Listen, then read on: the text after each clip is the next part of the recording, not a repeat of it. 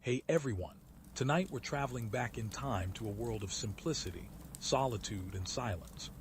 We're stepping into the shoes of a medieval monk and exploring what daily life was really like in a monastery. Forget the grand cathedrals and romanticized prayers you might have seen in movies.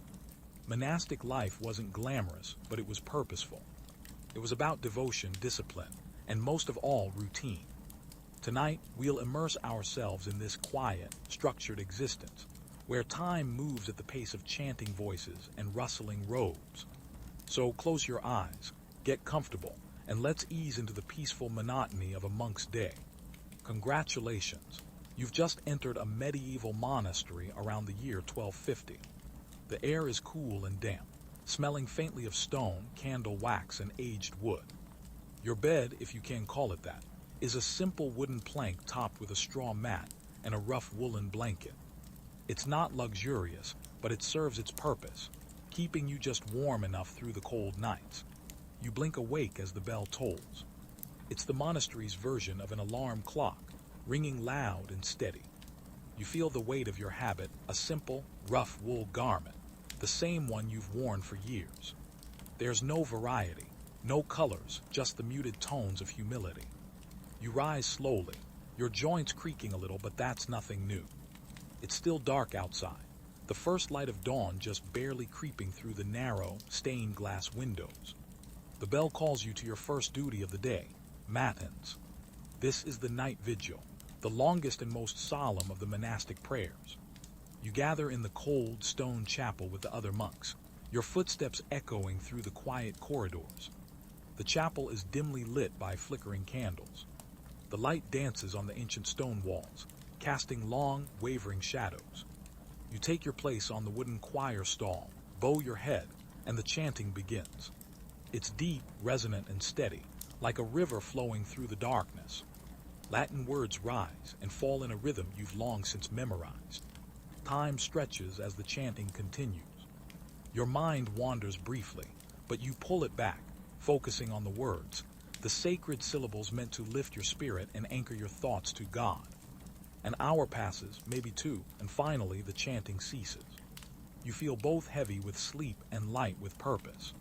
Next comes lauds, the morning prayer, celebrating the break of dawn.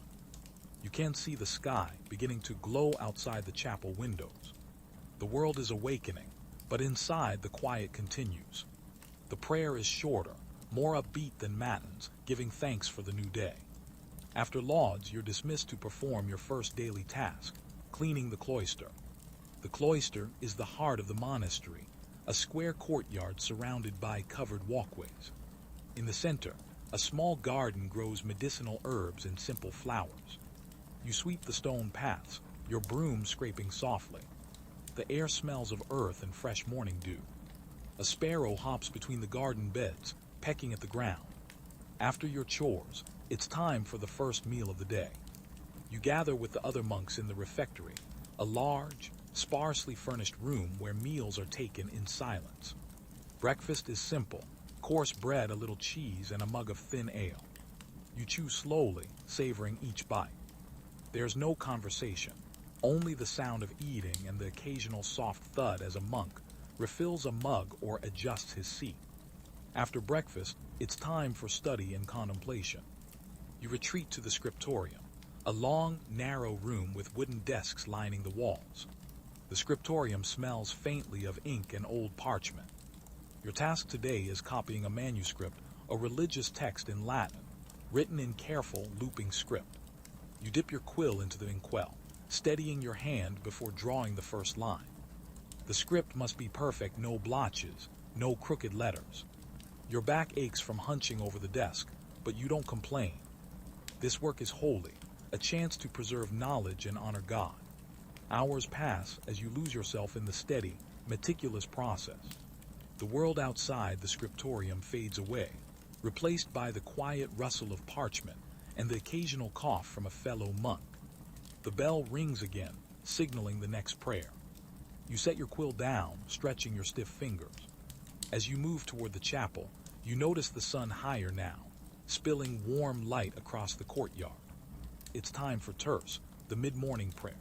The chanting starts again, just as steady, just as purposeful.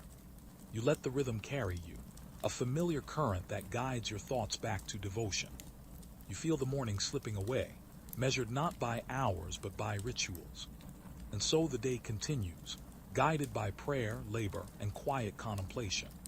A life that is simple, repetitive, and in its own way, profoundly peaceful. Tonight, as you lie on your narrow wooden bed, listening to the distant rustle of leaves outside your window, you'll think back on the day, not with excitement, but with a quiet satisfaction. Life here is hard, but it's also orderly, predictable, and filled with purpose. As you close your eyes, you know the bell will ring again soon, pulling you from sleep and back into the rhythm of monastic life. A life where time flows like a steady, unbroken chant, carrying you onward day by day, in devotion and humility. Sleep well, fellow traveler.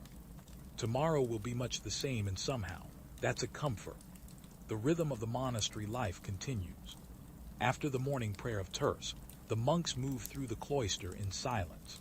Some return to the scriptorium to continue their careful copying of sacred texts, while others head to the gardens or workshops to begin their morning labor. Today, your task is in the herb garden. You bend over a bed of sage, pulling weeds and gently loosening the soil.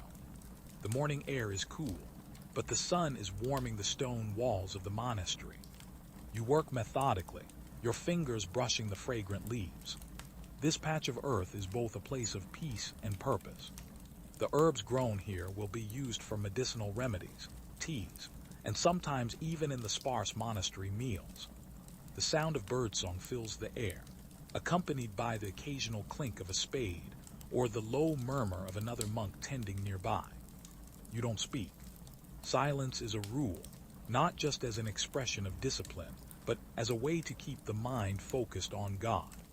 Your thoughts move as slowly and deliberately as your hands through the soil. After some time, the bell rings again. It's time for sex, the midday prayer. You straighten up, your back aching slightly from bending, and brush the dirt from your robe. The other monks gather from different parts of the monastery, from the kitchen, the workshops, and the library, and head to the chapel. Inside, the light is stronger now, filtering through the high windows and coloring the stone with soft hues of red and blue. You take your place and bow your head as the chanting begins. Sext is shorter than matins and lawns, but the sense of calm and unity is the same. You focus on the rise and fall of voices, letting the melody wash over you. Once sext is finished, it's time for the midday meal. The refectory is filled with the familiar quiet, broken only by the soft shuffling of feet and the scrape of wooden benches. Today's meal is a thick vegetable stew, ladled into simple wooden bowls, accompanied by more of the dense, dark bread. You eat slowly, mindful of each mouthful, giving thanks for the food and the hands that prepared it. There's no conversation, just the gentle clinking of spoons against bowls. At the front of the room, one of the older monks reads from a religious text, his voice calm and steady, reciting stories of saints and lessons from Scripture. Eating and listening blend into one quiet ritual, each monk reflecting on the words as they nourish their bodies. After the meal, you take your bowl to the washing area. Cleaning is done in silence too, a rhythmic routine of rinsing, scrubbing, and stacking the bowls to dry. Once the chore is complete, it's time to return to work. This afternoon, your task is in the workshop, where you help craft simple wooden bowls and utensils. The smell of sawdust fills the room as you plane a rough piece of wood, slowly smoothing it out. The other monks are absorbed in their tasks, some weaving baskets, others carving small crosses to be sold in the nearby village. The workshop hums with quiet concentration. You focus on the motion of your hands, the soft scrape of the plane against the wood. It's repetitive, but the routine has a calming effect. You're not just making a bowl, you're practicing patience and humility. Each smooth curve, each careful cut, is a small act of devotion. A few hours pass before the bell calls you once more, this time for none, the mid-afternoon prayer. You lay down your tools, stretch your fingers, and walk back to the chapel. The sun is beginning to dip, casting long shadows across the cloister. The air has grown a little cooler, reminding you that evening isn't far off. None is a brief prayer, focused on gratitude for the day's work and strength to complete what remains. As the chants rise and fall, you feel a sense of calm settle over you. The structure of the day, with its steady pattern of labor and prayer, is both comforting and grounding. After prayer, there's still some time before the evening meal, so you return to the garden to finish the work you started in the morning. The herbs you planted earlier need watering, and you fetch a wooden bucket from the well. You carry it carefully, mindful not to spill, and gently pour water at the base of the plants. One of the older monks joins you, silently helping to gather weeds into a pile. He doesn't speak, but his presence is reassuring, a quiet reminder of the shared purpose that binds everyone here. You catch his eye briefly, and he offers a small, knowing smile. As the sun sinks lower, the bell rings once more, signaling Vespers, the evening prayer. You finish your task, wipe your hands on your robe, and follow the others back to the chapel. Vespers marks the beginning of night, a time to reflect on the day and prepare for the stillness of sleep. Inside the chapel, the light is softer now, the candles flickering more brightly against the growing dusk. The chant is slow and thoughtful, like a final lullaby to the fading day. You feel your mind growing quieter, the rhythm of prayer blending with the sounds of the night beyond the stone walls. After Vespers, you join the other monks for the final meal of the day. Supper is simple, a bowl of porridge with a few dried berries. You eat slowly, savoring the modest sweetness. Once finished, you help tidy the refectory before heading back to the dormitory. In your cell, you light a small candle and sit quietly, reflecting on the day. You think about the prayers, the work, and the moments of silence that filled the spaces between. Life here is plain, almost bare, but it's full of meaning. As the night deepens, the final prayer of the day, compline, draws near. You make your way to the chapel one last time, where the monks gather in a hushed group, voices low and peaceful. The chant is soft, almost like a whispered prayer, and when it ends, the quiet lingers, like a comforting presence that wraps around you. Back in your cell, you lie down on your wooden bed, pulling the rough blanket over you. The candle flickers, casting shadows on the wall, and your mind drifts to sleep, cradled by the steady pattern of the day: prayer, work, prayer, rest. Sleep well, fellow traveler. Tomorrow will come quietly, just as today did, bringing with it the same steady rhythm. A rhythm that guides, shapes, and grounds you in this humble, dedicated life.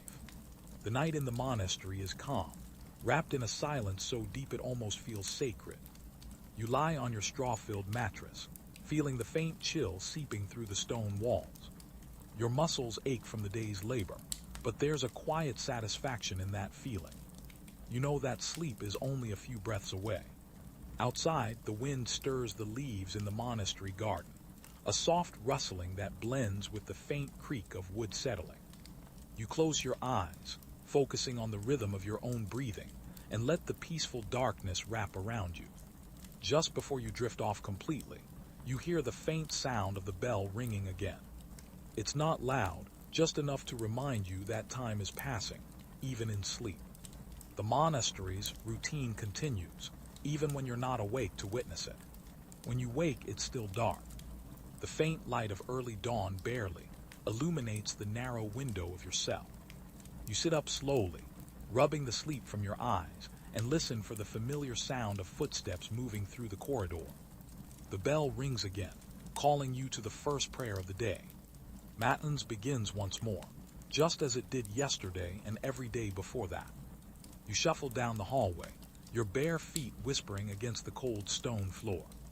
The chapel feels different at this hour, as if it's still half asleep, just like you. The candles flicker and the chanting begins. Your voice joins the others, blending into the familiar harmony. The words come easily, flowing like water from a well-worn spring. You don't think about their meaning anymore. They are as much a part of you as your breath. In this quiet, repetitive prayer, your mind finds a kind of rest, even as your body wakes to a new day. After matins, there's a brief moment to collect yourself before lauds, the morning praise. You wash your face with cold water from a small basin, the shock of it jolting you more awake. A few other monks do the same, moving deliberately, never hurried, always focused. Lauds is more joyful than matins, giving thanks for the light of day. You sit in the chapel, your hands resting on your lap, eyes focused on the worn stone floor. The chanting is more uplifting, echoing off the high ceiling. As the sun finally pierces through the windows, painting the chapel walls with hues of amber and gold, you feel a quiet gratitude for the simple beauty of the morning. After lauds, it's time for your morning duties. Today, you're tasked with helping in the kitchen. The kitchen is warm, a pleasant change from the crisp morning air.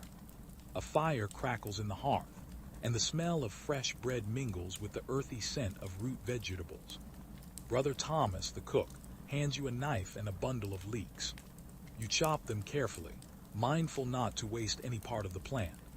The rhythmic slicing is almost meditative, a quiet task that keeps your hands busy while your mind remains calm. Another monk stirs a pot of porridge, adding a handful of dried herbs for flavor. You know the meal will be simple porridge, bread, and perhaps a small wedge of cheese. The food is not meant to delight but to nourish. Eating here is just another act of devotion. Once the meal is ready, you help carry the large wooden bowls to the refectory. The other monks file in, heads bowed, and take their seats in silence. Breakfast is served, and once more, a single voice reads from scripture while the rest of you eat. You take slow, deliberate bites, savoring the warmth of the porridge after the chill of the chapel. There's something comforting about the predictability of the meal, the same taste, the same texture, every day. It grounds you, reminding you that while the outside world may change, life here remains steadfast. After breakfast, you head to the library. It's your turn to assist Brother Anselm with organizing the newly copied manuscripts. The library is one of the quietest places in the monastery, filled with the soft rustle of pages and the muffled footsteps of monks browsing the shelves. The smell of old parchment and beeswax candles is familiar, comforting. You carefully place a newly bound psalter onto the shelf, making sure it's aligned with the others. Brother Anselm checks the list, murmuring softly to himself, occasionally pausing to straighten a misplaced volume. Some of the texts are in Latin, others in Old English or even fragments of Greek. You can't read them all fluently, but you appreciate the beauty of the calligraphy and the dedication that went into each letter. In a world where few people know how to read, these books are treasures. Mid-morning arrives, and with it comes terse. You make your way back to the chapel, hands still slightly ink-stained from handling the manuscripts. The chant during terce is calm, more introspective than celebratory. You close your eyes, letting the sound carry your thoughts away. After terce, it's time for manual labor. Today, you've been assigned to the orchard. The trees are just starting to bud, promising fruit in a few months. You take a wooden rake and begin clearing away fallen leaves from the base of the trunks. The work is repetitive, but your mind settles into the rhythm easily. Brother Matthew works alongside you, trimming branches with a small, worn knife. He hums softly under his breath, a simple tune that blends with the rustling leaves. You don't speak, but there's a quiet companionship in the shared task. As the sun climbs higher, the air warms, and you remove your outer cloak, folding it neatly at the edge of the path. A light breeze stirs the branches, and you feel the sun on your face, a gentle reminder of the changing seasons. The bell rings again, calling you to sext, the midday prayer. You and Brother Matthew put away your tools and walk back to the chapel.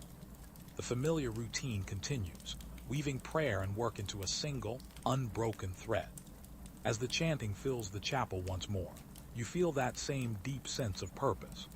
Life here is narrow, but it is filled with intention.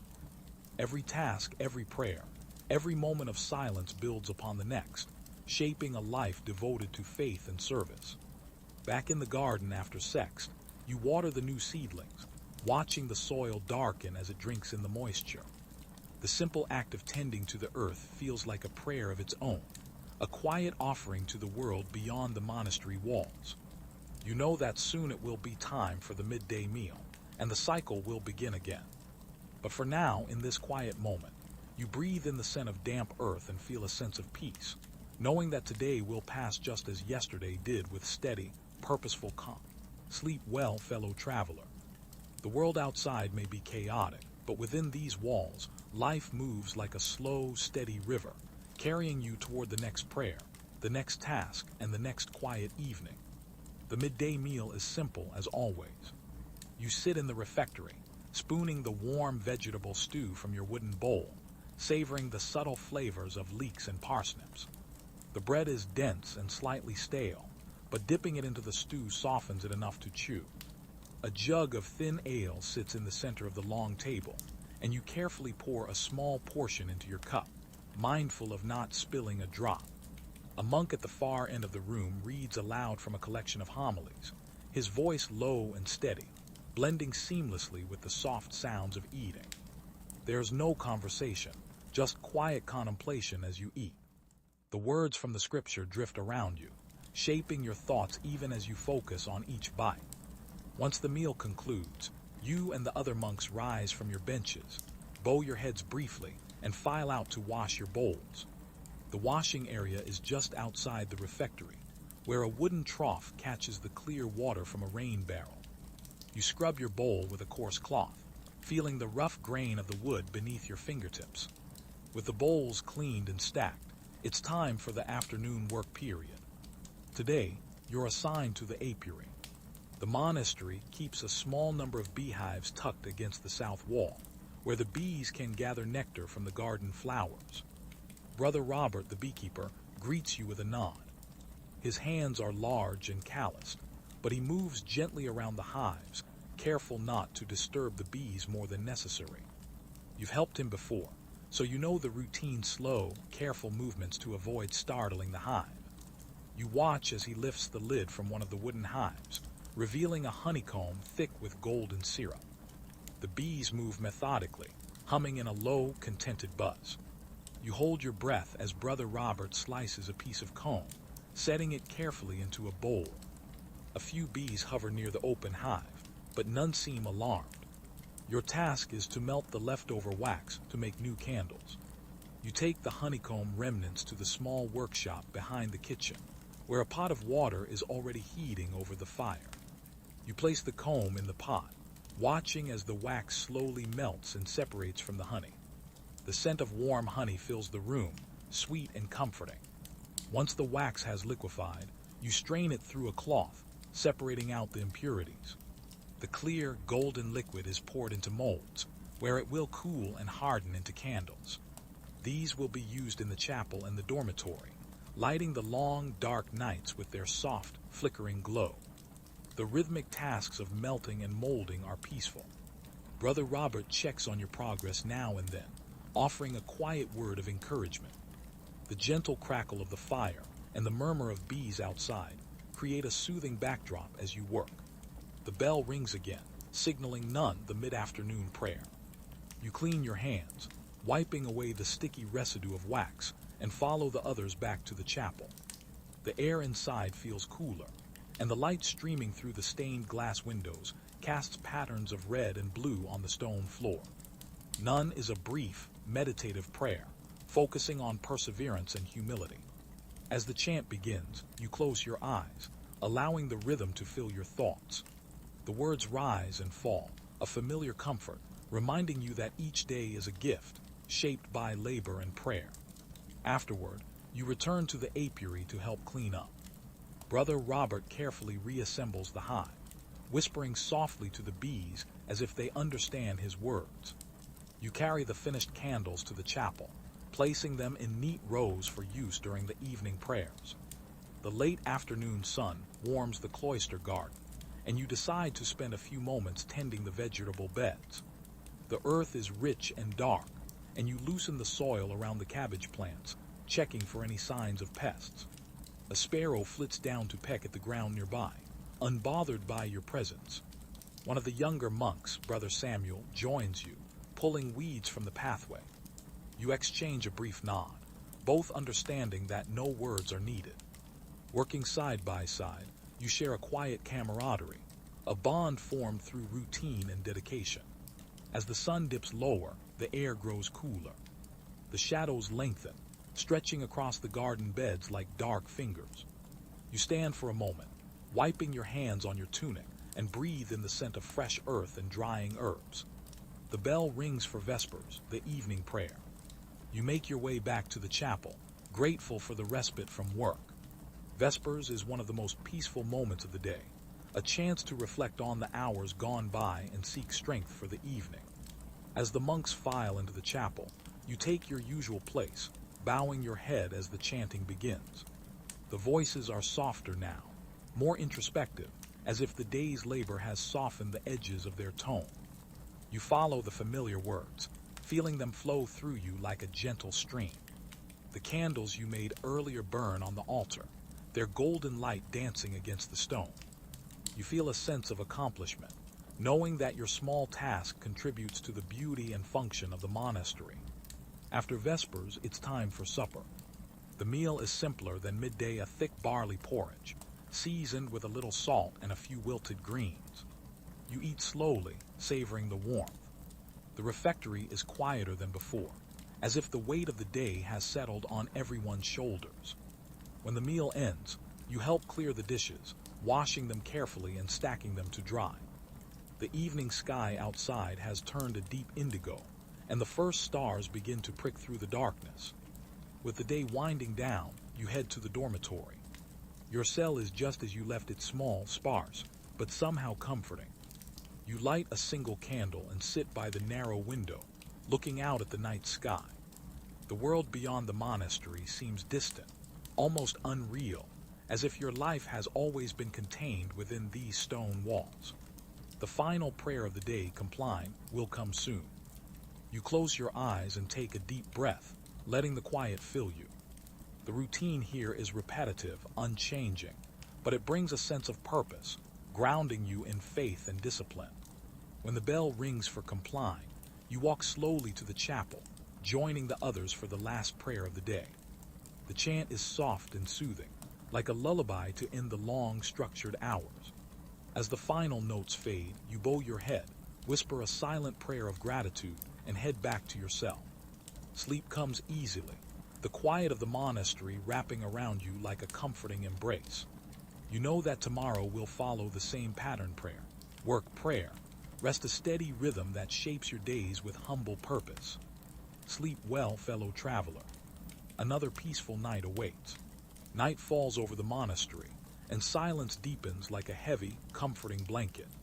The stones seem to absorb the quiet, holding it close. You lie on your narrow bed, wrapped in your coarse woolen blanket, listening to the distant creaking of wood and the occasional whisper of wind against the small, dusty window. Your thoughts drift back to the day, the rhythm of prayer, the familiar tasks, the moments of reflection. Everything in this place is predictable, guided by the unwavering cycle of devotion and duty. It's a life that asks little and gives much, in its own humble way. Your eyes grow heavy, and sleep pulls you under. It's a deep, dreamless sleep, the kind that comes after a day of hard work and quiet contemplation. You know that the bell will wake you before dawn, calling you once again to the chapel to begin the cycle anew. And just as expected, the bell rings, cutting through the darkness. You sit up slowly, stretching your stiff limbs. The chill in the air feels sharper today, reminding you that winter is not far off. You pull your habit closer, shivering slightly as you rise to your feet. The corridor is dimly lit by a few guttering candles. Shadows dance along the walls, and the faint scent of smoke lingers in the air. You join the procession of monks making their way to the chapel, their footsteps soft against the cold stone floor. Matins begins as always, deep, resonant chants filling the vast, echoing space. You bow your head, allowing the familiar words to wash over you. The chanting is slower this morning, almost drowsy, as if the voices are reluctant to wake fully. You focus on the rhythm, centering your thoughts, letting the stillness of the early hour settle into your bones. After matins, there is a short pause before lauds. You take the opportunity to warm your hands by the small brazier in the hallway. A few monks gather there as well, rubbing their hands and murmuring soft prayers. You exchange nods but remain silent, mindful of the vow to keep your words for prayers and necessary communication only.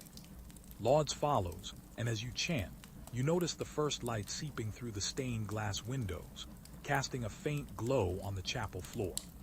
It's a moment of quiet beauty, like a blessing, reminding you that even the darkest night eventually gives way to light. With morning prayers complete, you head to the kitchen, where today you'll help bake the daily bread. The kitchen is warmer than the chapel, and the scent of yeast and flour greets you. Brother Thomas is already there, kneading a large batch of dough. You join him, working the sticky mixture into smooth, pliable rounds. The process is familiar, your hands moving instinctively. You fold and press, feeling the dough become soft and elastic. The rhythm of baking is almost like a prayer itself, repetitive, steady, and full of purpose. Once the loaves are shaped, you help Brother Thomas place them in the large brick oven, the heat radiating against your face. You wipe your hands on your apron, feeling a sense of accomplishment as the smell of baking bread slowly fills the room. After the baking, it's time for breakfast. The freshly made bread is served with a small bowl of boiled lentils and a bit of hard cheese. You sit quietly, savoring the warmth and texture of the bread, its crust still crisp from the oven. The monks around you eat in silence, their faces calm, eyes lowered. A reading from the Psalms accompanies the meal, the words blending with the simple sounds of eating. You listen, reflecting on the verses about humility and perseverance. The morning feels peaceful, as if the monastery itself is breathing slowly, in rhythm with the chants and prayers. Once breakfast is cleared away, you head to the scriptorium to assist with copying texts. Today, you're assigned to transcribe a hymn from Latin into Old English, a task requiring both focus and a steady hand. You prepare the ink, carefully grinding the pigment into a fine powder before mixing it with water and gum. The result is a deep, rich black, ready to be applied with your quill. The script is ornate, each letter curling elegantly from the page.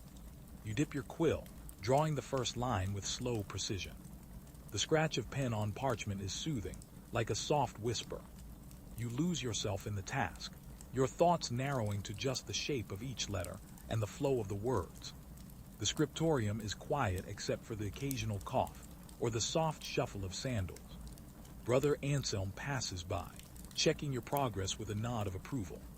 His own manuscript lies open on the desk beside yours, illuminated with delicate patterns in blue and gold. As the morning passes, your fingers grow stiff from holding the quill. You pause to stretch, flexing your hands before returning to the meticulous lettering. You're not just copying words. You're preserving knowledge, making sure these sacred hymns endure for generations to come. The bell rings, calling you to terse, the mid-morning prayer. You put down your pen, capping the ink and carefully covering the parchment to protect it from dust. Walking to the chapel, you notice the sun is higher now, its light spilling through the cloister arches. Terse is brief, a quiet reminder to stay humble in your work and grateful for the strength to complete your tasks. The chanting is softer, as if the monks are conserving their energy for the labor ahead. You bow your head, focusing on the prayer, feeling its simplicity soothe your mind. After terse, it's time for manual labor. Today, you're sent to the stables to help clean and tend to the animals. The barn smells of hay and leather, and the horses nicker softly as you enter. You begin mucking out the stalls, pitching the old straw into a wheelbarrow. Brother Luke, the stable master, works alongside you, humming an old tune as he brushes one of the mares. You greet the animals gently, patting their flanks and murmuring soothing words. The work is straightforward but satisfying, the steady rhythm of shoveling and sweeping matching the quiet pulse of the day. When the stalls are clean, you spread fresh straw and refill the troughs with water. The horses munch contentedly on hay, their tails swishing lazily. You take a moment to scratch the ears of an old gray gelding, his nose soft against your palm. As the afternoon approaches, you finish your tasks and wash your hands at the well. The cold water stings, but it's refreshing after the warmth of the stables. You dry your hands on your habit and make your way back to the chapel for sext, the midday prayer. Once again, the chants rise, wrapping the monastery in their solemn melody. You let the words guide your thoughts, anchoring your mind to the purpose of the day. The routine is reassuring, a constant in a world where little else changes. As you leave the chapel, the sun sits high in the sky, and you know that the next labor awaits. But for now, there's a quiet satisfaction, a sense that each small task, each prayer, is part of a greater, peaceful whole. Sleep well, fellow traveler. The day continues, unhurried and steadfast, carrying you like a slow, steady current. The sun hangs high overhead, its light filtering through the narrow windows of the monastery. After the midday prayer of sext, it's time to resume your work. Today, your next task is in the monastery garden.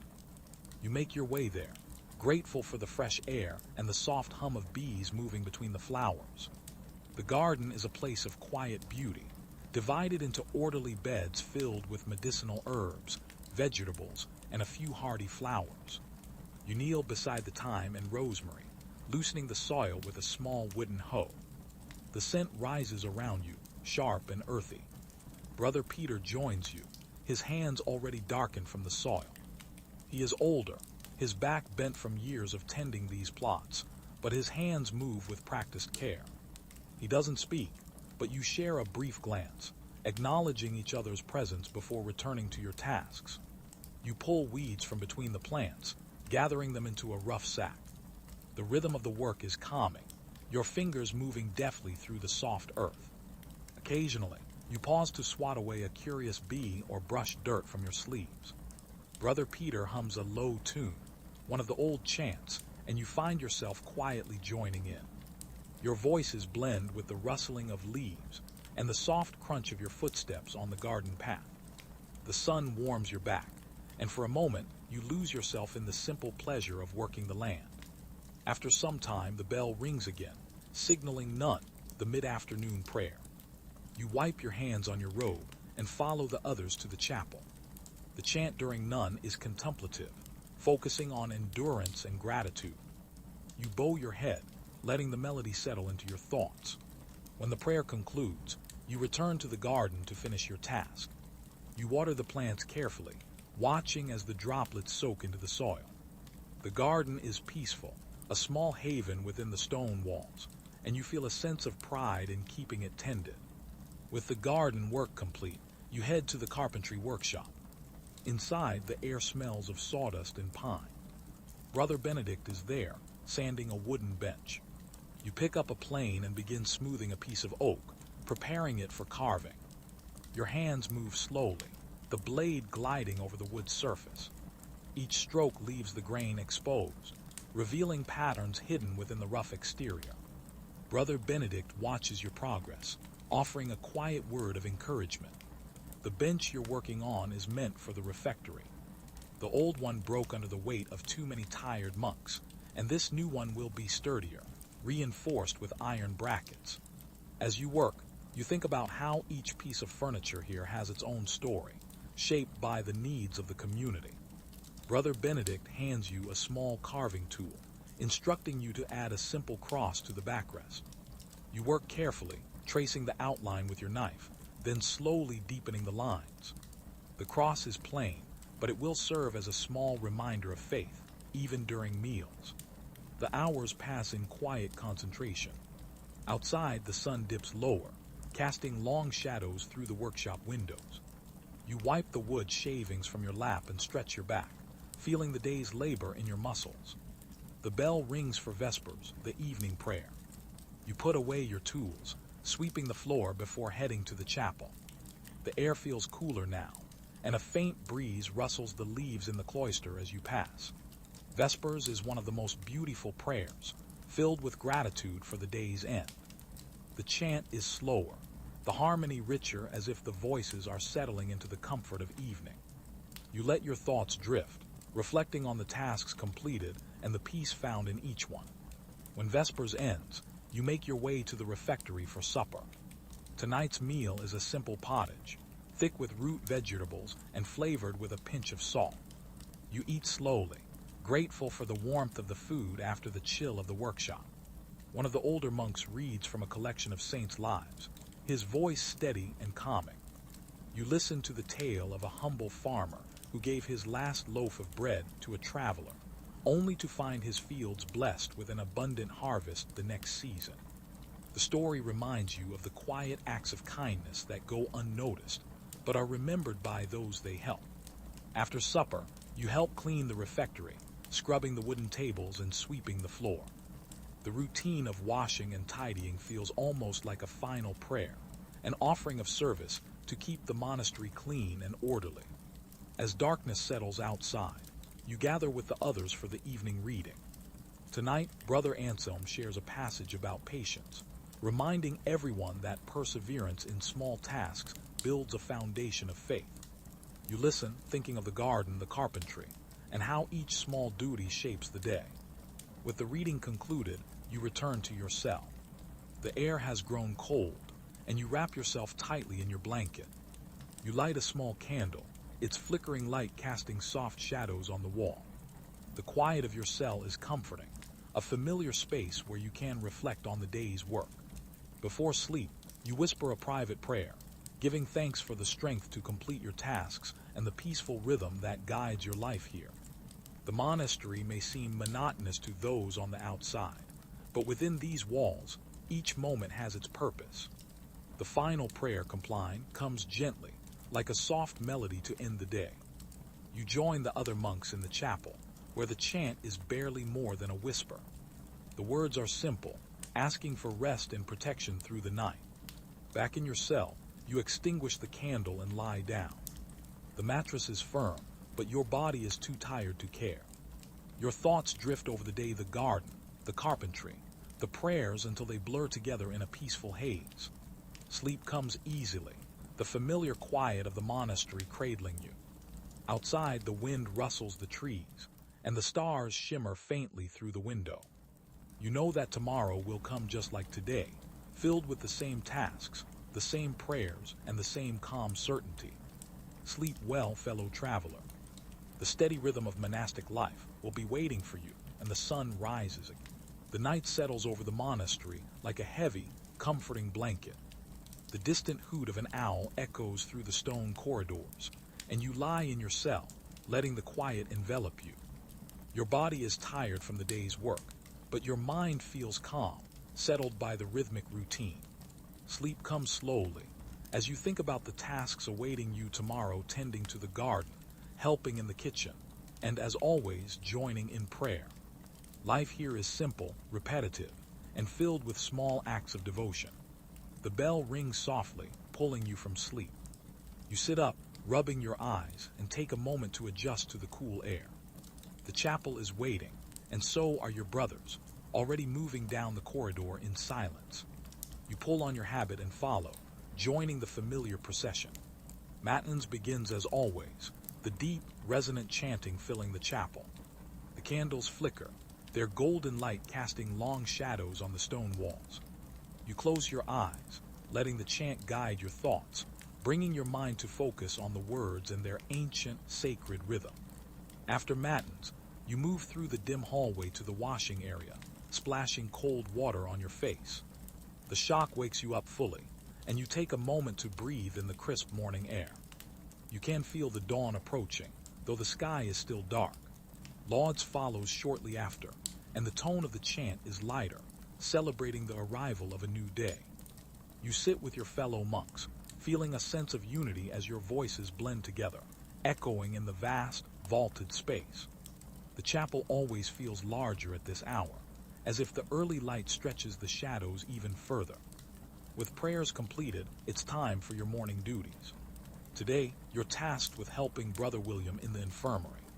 The small room smells of dried herbs and faintly of vinegar. Rows of simple beds line the walls, and the faint light from the window casts long stripes across the floor. Brother William is already busy mixing a poultice from crushed comfrey and honey, murmuring softly to himself as he works. You join him, grinding dried chamomile flowers into a fine powder. The soft, floral scent fills the room, soothing even before it becomes a remedy. One of the elderly monks, Brother Clement, is lying on one of the cots, his breathing shallow but steady. He injured his hand while cutting kindling yesterday, and the wound needs cleaning. You prepare a bowl of warm water and carefully help Brother William remove the old bandage. The cut is red but not swollen, and you clean it gently with a cloth soaked in vinegar. Brother Clement winces but doesn't complain, simply nodding his gratitude. You wrap his hand in fresh linen, securing it with a strip of cloth, and offer him a small cup of warm, spiced tea to help ease the discomfort. The infirmary work is quiet, filled with small, careful tasks. Brother William instructs you on how to grind willow bark for a pain-relieving tincture, explaining the importance of keeping the mixture consistent. You focus on the task, grateful for his patient guidance. Afterward, you help sweep the infirmary floor, clearing away old straw and dust. Brother Clement has fallen asleep, his breathing more even now. You lower your voice, sharing a brief prayer with Brother William for his swift recovery. The bell rings for terce, and you move to the chapel once more. The chant is short and reflective, reminding you to remain diligent in your tasks and humble in your heart. You let the words settle over you, grounding you for the work ahead. After terce, you head to the scriptorium to assist with more copying. Today, your task is to illuminate the margin of a prayer book with simple floral designs. You choose red and green pigments, carefully mixing them to the right consistency. Your brush moves slowly, outlining small leaves and blossoms, adding tiny details to the corners of the page. Illumination requires a steady hand and a calm mind. One small mistake could ruin the entire sheet. You take a deep breath, keeping your strokes light and even. Brother Anselm walks by, pausing to inspect your work. He nods approvingly, murmuring a quiet compliment about the precision of your lines. You feel a small swell of pride, knowing that your efforts are appreciated. The morning passes in quiet concentration. The only sounds the faint scratching of quills and the soft rustle of parchment. As you work, you think about how many hands will one day hold this book, finding comfort in the prayers you're preserving. The bell signals sext, and you set your brush down carefully, covering the ink to prevent it from drying. The walk to the chapel feels refreshing, a break from the meticulous work. Once again, the chant fills the air, blending with the faint sound of birdsong from the garden. After prayer, it's time for the midday meal. You file into the refectory, grateful for the warmth of the room and the familiar scent of freshly baked bread. The meal today is boiled beans with garlic and a small piece of salted fish. You eat slowly, mindful of each bite, listening to Brother Matthew as he reads from the Rule of St. Benedict. The passage is about humility and obedience, reminding you of the importance of serving without seeking recognition. You reflect on this as you finish your meal, realizing how the smallest tasks like cleaning a wound or decorating a page hold their own quiet value. When the meal concludes, you help wash the dishes, scrubbing the wooden bowls and wiping the table clean.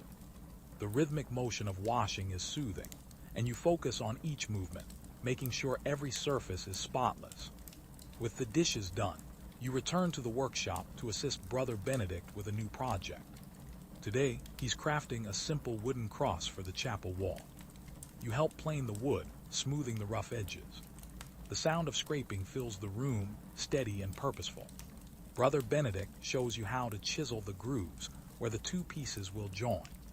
You follow his guidance, working slowly to avoid splintering the wood. It's satisfying to see the shape take form, the raw timber becoming something sacred. As the afternoon light fades, you carry the completed cross to the chapel, setting it against the stone wall. Brother Benedict murmurs a blessing, tracing the sign of the cross over the new piece. You feel honored to have played a small part in creating something that will be a focal point for prayer. The bell rings for none, and you join the others in the chapel, kneeling in quiet reflection. The chant is calm, offering thanks for the strength to complete the day's tasks. You let the melody soothe your tired body and ease your thoughts. When the prayer ends, you step outside into the cooling air, watching as the sky begins to blush with the first hints of evening. The day has been long, but each moment has been filled with purpose. You know that tonight's sleep will come easily, carried by the peaceful rhythm of monastic life. Sleep well, fellow traveler. The day may be ending, but the cycle of devotion continues, unbroken and everlasting. As the sun dips lower, the monastery settles into its evening rhythm. The air cools, and a light breeze stirs the leaves in the cloister garden. You take a moment to breathe in the scent of fresh earth, feeling the quiet peace that comes as the day winds down. After none, it's time for a brief period of manual work before Vespers. Today, your task is to help Brother Thomas collect firewood from the small grove just beyond the monastery wall. You gather your woolen cloak, wrapping it tightly around you to guard against the crisp evening air. Brother Thomas walks ahead, his stride steady and purposeful. You follow the familiar path through the orchard, past the apiary where the bees are quiet now, their work done for the day. The light through the trees is golden, casting long shadows that dance gently with the breeze. Reaching the grove, you pick up a hatchet and begin chopping the smaller branches into manageable pieces.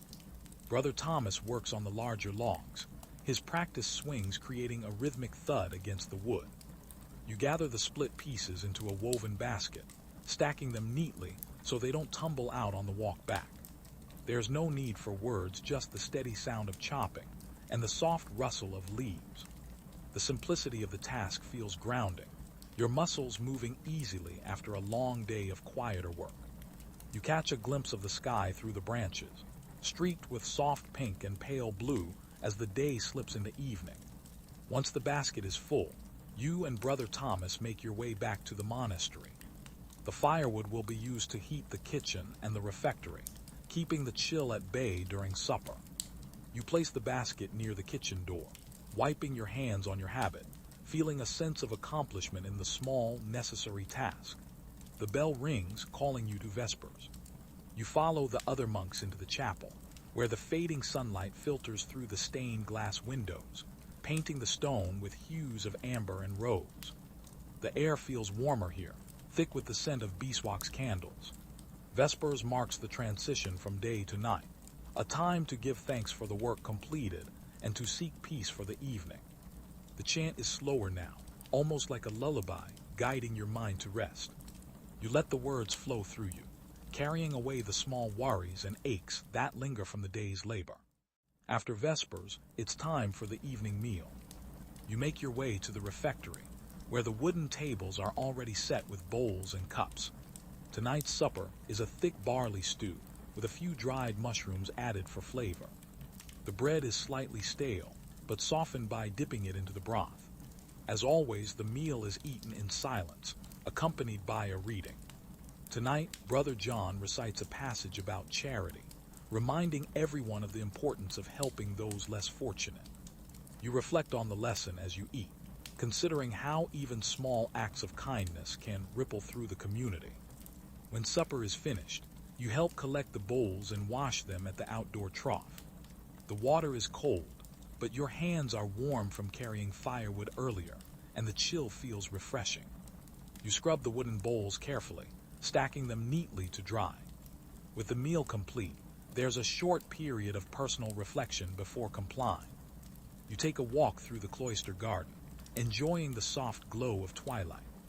The herbs and flowers are quiet now, their leaves still except for the occasional flutter when a breeze passes through.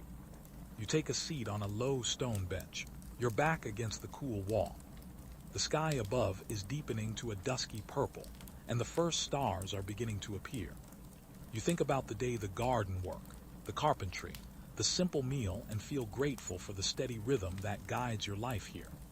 Brother Matthew joins you, sitting quietly at the other end of the bench.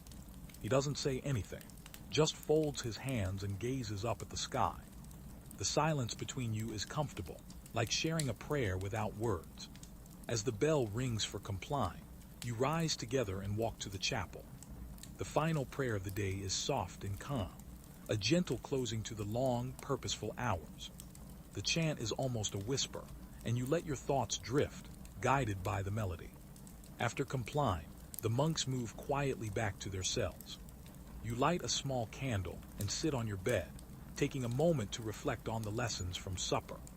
Charity and humility qualities, that are easy to admire but hard to practice consistently. You think about how small gestures, like helping with the firewood or comforting Brother Clement in the infirmary, contribute to the greater peace of the community. You kneel beside your bed, saying a brief personal prayer for strength and patience in the days to come. Your hands are rough from labor, but they feel steady, grounded by the familiar tasks. When you finish, you blow out the candle and settle under your woolen blanket. The dormitory is quiet now, just the faint sound of breathing and the occasional creak of the wooden frames. You close your eyes, feeling the day's tiredness sink into your bones. The stillness is comforting, a reminder that the world outside the monastery's walls may be chaotic, but within these walls, life remains predictable and serene. Your mind wanders as sleep creeps closer. You think about the orchard, the bees, the sturdy wooden cross you helped carve. Each small act is part of a larger pattern, and that pattern is shaped by devotion, humility, and the quiet strength that comes from a life rooted in faith. As sleep takes over, your breathing slows, matching the gentle rhythm of the night. The wind outside the window whispers through the leaves, and you feel a deep sense of peace, knowing that tomorrow will unfold much like today, filled with prayer, work, and the quiet companionship of your brothers. Sleep well, fellow traveler. The night is calm, and the steady routine will greet you again with the first light of dawn. The night deepens, blanketing the monastery in a profound, undisturbed stillness. You lie in your narrow bed, listening to the faint creaks of the wooden beams above and the occasional sigh of the wind outside. The chill of the stone walls seeps into the room, but your thick woolen blanket keeps you warm enough. Your thoughts drift back over the day, the firewood gathering, the careful work in the infirmary, and the evening prayers that mark the transition from daylight to darkness. The routine here is unwavering, yet comforting. Life moves in a slow, steady rhythm, each day shaped by the same simple tasks and sacred chants. Just as your breathing steadies and sleep pulls you deeper, the familiar sound of the bell rings softly through the corridor. It's time to rise, time to return to the chapel for matins. You sit up slowly, stretching your stiff limbs, and take a moment to adjust to the cold. The corridor is dimly lit by a few flickering candles, their light casting long shadows against the rough stone walls. You join the other monks as they move silently through the hall, their robes whispering against the floor. In the chapel, the chill is sharper, but the warm glow of the altar candles adds a touch of softness to the stark space. You take your usual place, bow your head, and the chanting begins. Matins, the night vigil, is long and solemn, intended to center the mind and prepare the soul for the coming day. Your voice joins the others, blending into the harmony that fills the chapel. The words are ancient, flowing from your lips almost without thought, as natural as breathing. Time stretches, and your mind settles into the peaceful monotony of the chant. Once matins concludes, there is a short pause before lauds. You use this time to warm your hands near the small brazier at the back of the chapel. Brother Stephen is there as well, his hands clasped around a steaming cup of herbal tea. You exchange a brief nod, acknowledging each other's presence without breaking the silence. Lauds follows, marking the first light of dawn. The chants are brighter, filled with gratitude for the new day. You feel your spirit lift as the melodies rise, echoing through the chapel. As the first pale light creeps through the windows, you feel a quiet hope settling in your heart. After prayers, you head to the kitchen to assist with preparing the morning meal. Today, you are tasked with milling grain for the bread. The heavy stone mill requires steady effort, and you work the handle in a circular motion, grinding the kernels into coarse flour. The rhythmic turning of the millstone is almost hypnotic, lulling your thoughts into a calm, focused state. Brother Thomas kneads the dough nearby, his hands moving expertly through the sticky mixture. You take turns feeding the grain into the hopper, the fine powder collecting in a wooden trough below. Once enough flour is prepared, you help shape the dough into round loaves, brushing the tops with a little water before placing them near the hearth to rise. The warmth from the fire seeps into your cold hands, and you take a moment to enjoy the heat. Breakfast today will be the freshly baked bread, served with a small portion of honey from the monastery's hives. The smell of rising dough fills the kitchen, comforting and familiar. When the bread is ready, you help carry the loaves to the refectory. The monks gather in silence, heads bowed as grace is recited. The simple meal is satisfying, the dense bread softened by the sweet honey. You savor each bite, grateful for the nourishment. During the meal, Brother Matthew reads from a collection of moral stories, recounting the tale of a humble farmer who shared his harvest with strangers and was blessed in return. The lesson of selflessness and kindness lingers in your thoughts as you finish your meal. After breakfast, you make your way to the scriptorium. Today, you will be assisting Brother Anselm in preparing a new manuscript. The task begins with cutting sheets of parchment to the correct size, smoothing the edges with a sharp knife. The texture of the parchment is coarse, and you work carefully to avoid tearing it. Once the sheets are prepared, you help mix the ink, grinding oak galls with a pestle and adding iron salts to create a deep, rich black. The ink smells slightly metallic, and you stir it carefully to achieve the right consistency. Brother Anselm demonstrates how to prepare the quills, trimming the tips with a small, curved knife and testing the flow of ink on a scrap of parchment. You watch intently, noting how he holds the quill at a precise angle to produce smooth, even lines. Your task today is to practice forming the decorative capital letters that will mark the beginning of each chapter. You carefully dip your quill and begin drawing the ornate curves, focusing on maintaining a steady hand.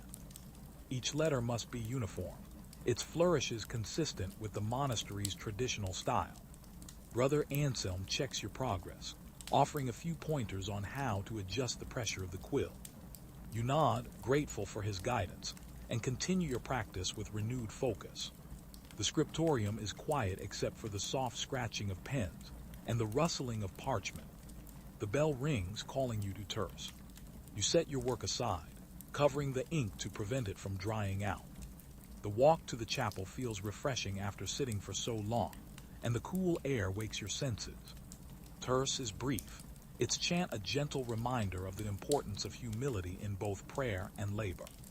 You bow your head, letting the words guide your thoughts, and feel the familiar sense of peace settle over you. After prayer, it's time for your next task, assisting in the orchard.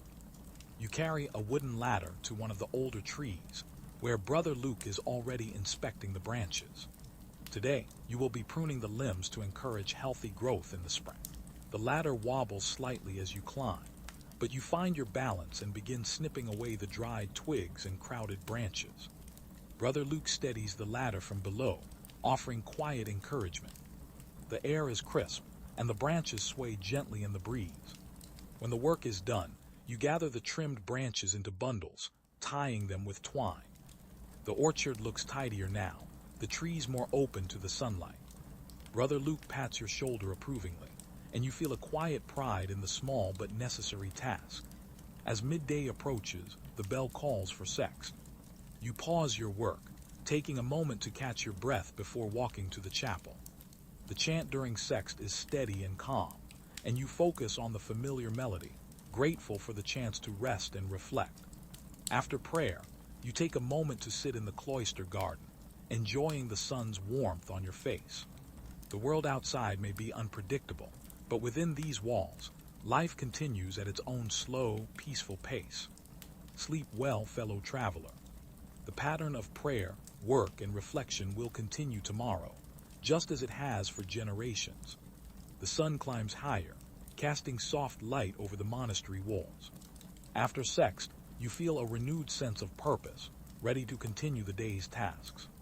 You linger in the cloister garden for a moment longer, enjoying the simple beauty of the herbs and flowers swaying gently in the breeze. When it's time to resume your duties, you head to the kitchen. Today, Brother Thomas has asked for help preparing a stew for the evening meal. You gather vegetables from the storage room, turnips, onions, and a few wilted carrots. The root cellar is cool and dark, the scent of earth hanging in the air. Back in the kitchen, you begin peeling and chopping the vegetables, working steadily alongside Brother Thomas. He hums quietly as he stirs the pot over the hearth, occasionally adding a pinch of dried herbs from a small clay jar. You add the chopped vegetables to the simmering broth, watching as the steam rises, carrying the savory aroma through the room. Brother Thomas explains that the stew will cook slowly throughout the afternoon, allowing the flavors to meld. You nod, grateful for his gentle instruction. Cooking here is not just about feeding the body. It's a humble act of service, performed with care and attention. After the vegetables are prepared, you help knead more dough for the evening bread. The repetitive motion of folding and pressing is soothing, and you find yourself lost in the rhythm. The dough becomes smooth and elastic under your hands, and you shape it into round loaves before setting them to rise near the warm hearth. The bell rings, signaling the start of the midday meal. You wipe your hands and join the others in the refectory. Today's fare is simple: lentil porridge with a few pieces of stale bread. You eat slowly, mindful of the hard work that went into preparing even this modest meal. As usual, a reading accompanies the meal. Brother Gregory shares a passage about humility and the importance of serving without seeking recognition. His voice is calm and steady, and the words sink into your thoughts as you chew your food. After the meal, you help clean the refectory, wiping the tables and sweeping the floor. The tasks are routine, but they feel purposeful, part of the larger effort to maintain a clean and orderly home for the brothers. With the refectory tidied, you move to the garden to help Brother Peter tend to the herb beds. The sun is warm, and the scent of rosemary and thyme fills the air. Your task today is to carefully thin the rows of sage, removing weaker plants to give the stronger ones more room to grow. Brother Peter works beside you, his hands moving deftly through the greenery. He occasionally murmurs soft prayers as he works, blessing the plants and asking for a good harvest. You follow his example, focusing on each small movement, feeling a sense of connection to the earth. After a while, Brother Peter pauses to wipe his forehead and offers you a small smile. "The garden teaches patience," he says quietly. You nod, realizing how true that is. Tending to these plants requires time and attention, just like your own spiritual growth. Once the herb beds are in order, you water the plants from a wooden bucket, making sure not to overdo it. The soil drinks in the moisture, darkening under the sun's light. You notice a few bees buzzing lazily around the lavender, and you take a moment to appreciate the simple harmony of life in the garden. The bell rings for none, and you set the bucket down, brushing the dirt from your hands. Walking to the chapel, you feel a sense of calm, as if the quiet labor has softened the edges of your thoughts. Inside the chapel, the light is softer now, filtering through the stained glass and pooling on the stone floor. The chant is peaceful, and you let the familiar melody guide your thoughts, centering your mind on the simplicity of prayer. After none, you are assigned to help Brother Luke repair a broken fence near the orchard. The wooden posts have become loose, and some sections are leaning. You gather tools from the workshop, carrying a hammer, nails, and a few sturdy planks. At the orchard, Brother Luke is already assessing the damage. He points out where the wood has rotted and shows you how to properly brace the new sections. You work together, pulling out the damaged posts and driving fresh stakes into the ground. The rhythmic sound of hammering echoes across the orchard. You focus on keeping the posts straight, measuring carefully to ensure the fence will hold firm. Brother Luke nods approvingly, offering guidance as needed. Once the repairs are complete, you walk along the fence line, testing its stability. The fresh wood smells faintly of sap, and you feel a sense of satisfaction knowing the orchard is secure once more. You gather the leftover materials, stacking them neatly beside the workshop door. The afternoon light slants through the trees, and the air feels cooler now. You take a moment to stretch your arms, your muscles tired but content from the work. Brother Luke pats your shoulder, thanking you for the help. As the sun dips lower, you return to the kitchen to check on the stew. Brother Thomas stirs the pot, nodding as you enter. The rich aroma fills the room, promising a hearty meal. You help slice a few onions to add to the pot, their sharp scent making your eyes water slightly. The bell rings for vespers, and you wash your hands, wiping them dry before heading to the chapel. Evening prayer is one of the most peaceful parts of the day, a chance to reflect on the work completed and to seek guidance for tomorrow. The chant during Vespers is soft, almost like a lullaby, and you find your thoughts drifting as you listen. You think about the garden, the repaired fence, and the simple joy of working with your hands. The day has been long, but every task has felt meaningful. When Vespers ends, you head back to the refectory for supper. The stew is thick and hearty, served with slices of the freshly baked bread. You savor each bite, grateful for the warmth after the chill of working outdoors. After supper, you help clean the kitchen, scrubbing the large pot and wiping down the preparation tables. The routine is familiar, almost like a final prayer of thanks for the day's blessings. With the kitchen in order, you retire to your cell. Lighting a small candle, you sit on your bed and take a moment to reflect. The quiet of the monastery settles around you, and your mind drifts back over the day's labors. Sleep comes easily tonight, your body tired but your spirit at peace. You know that tomorrow will follow the same steady pattern, a comforting cycle of prayer, work, and reflection. Sleep well, fellow traveler. The calm of the monastery will greet you again with the morning light.